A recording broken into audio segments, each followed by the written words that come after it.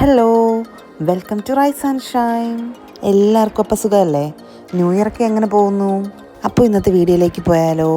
നമ്മളിന്ന് റവ കേസരിയാണ് ഉണ്ടാക്കാൻ പോകുന്നത്. ഫസ്റ്റ് ഞാനിവിടെ ഒരു പാത്രത്തിൽ 3 കപ്പ് വെള്ളം എടുക്കുന്നുണ്ട്. ഈ വെള്ളം നമ്മളൊന്ന് തിളപ്പിച്ചെടുക്കേണ്ടതാണ്. കേസരി ഉണ്ടാക്കാൻ എപ്പോഴും ചൂടോടുകൂടിയുള്ള വെള്ളമാണ് നമ്മൾ എടുക്കേണ്ടത്. ഇനി ഈ വെള്ളത്തിലേക്ക് ഞാനൊരല്പം ഉപ്പ് ചേർത്ത് കൊടുത്തിട്ടുണ്ട്. ഇനി ഈ വെള്ളത്തിലോട്ട് ഞാൻ കുറച്ച് കുങ്കുമപ്പൂ ചൂടുവെള്ളത്തിൽ കുതിർത്തി വെച്ചിട്ടുണ്ടായിരുന്നു കളറിന് വേണ്ടിയിട്ട്.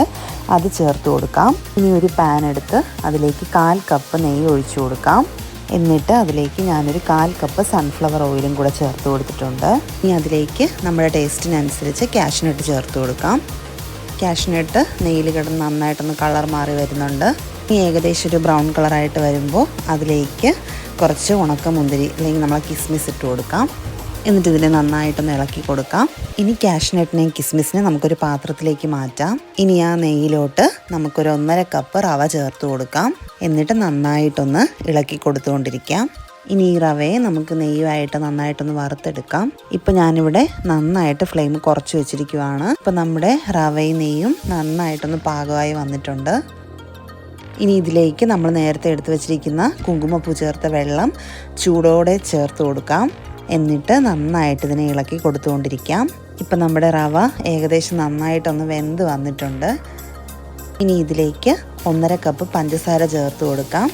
നമ്മുടെ മധുരത്തിനനുസരിച്ച് പഞ്ചസാര കൂട്ടുകയും കുറയ്ക്കുകയൊക്കെ ചെയ്യാവുന്നതാണ്. ഇതിനെ നന്നായിട്ടൊന്ന് മിക്സ് ചെയ്ത് കൊടുക്കാം. ഇപ്പം നമ്മുടെ പഞ്ചസാര ഒന്ന് മെൽറ്റായി തുടങ്ങിയിട്ടുണ്ട്. ഇപ്പം നമ്മുടെ റവയും ചെറുതായിട്ടൊന്ന് ലൂസായി വന്നിട്ടുണ്ട്. ഇനി ഇതിനെ നന്നായിട്ട് എല്ലാ ഭാഗത്തും നന്നായിട്ടൊന്ന് ഇളക്കി കൊടുത്തുകൊണ്ടിരിക്കാം. ഇപ്പം നമ്മുടെ കേസരി ഏകദേശം ഒന്ന് നന്നായിട്ട് പാകമായി വന്നിട്ടുണ്ട്. ഈ ഒരു കൺസിസ്റ്റൻസി എത്തുമ്പോൾ നമുക്കിതിലേക്ക് വീണ്ടും ഒരു 1/4 കപ്പ് കൂടി നെയ്യ് ചേർത്ത് കൊടുക്കാവുന്നതാണ്. ഇനി ഇതിലേക്ക് ഒരു 1/2 ടീസ്പൂൺ ഏലക്ക പൊടിച്ചത് ചേർത്ത് കൊടുത്തിട്ടുണ്ട്. ഇനി ഇതെല്ലാം കൂടി നന്നായിട്ടൊന്ന് മിക്സ് ചെയ്തെടുക്കാം. ഇപ്പം നമ്മുടെ കേസരിക്ക് നല്ലൊരു മണം കിട്ടുന്നുണ്ട്.